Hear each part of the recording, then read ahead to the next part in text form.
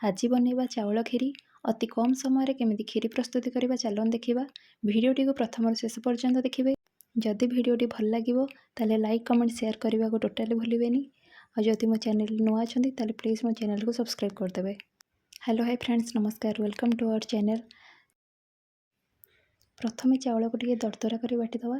देखंतु मु जेमती बाटी छी ठीक सेमती बाटी देबे। तापर ताको दी चार थर भल भाबरे धोई दवा। एबे धोईदेले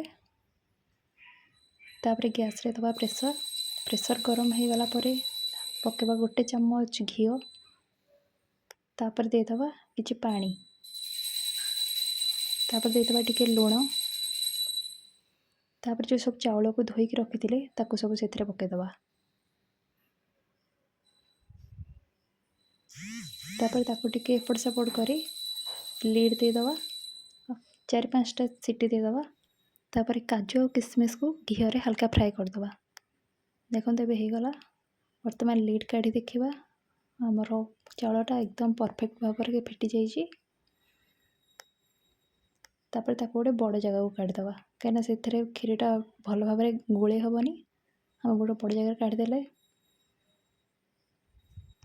तापर सेथरे दवा मिल्क मेड। आपण चाहिले एठी चीनी भी ऐड कर परिबे, किंतु मिल्क मेड देले यार कलर एकदम चेंज हो जाए। देखंतु एबे परफेक्ट भाबरे हमर खीरी हे गलानी। एबे आमे काजू और किशमिश को जो फ्राए करके रखिथिले ताको सब पके दवा। और लास्ट रे टिके गुजराती छिची के पके दवा। प्रस्तुत हो गला हमर सब ओडिया मानकर प्रिय चाउल खीरी। आज पय भिडियोटी एठी रखुची। पुणी देखा हबो आ गोटे नुआ भिडियो रे। रहुची, नमस्कार, जय जगन्नाथ।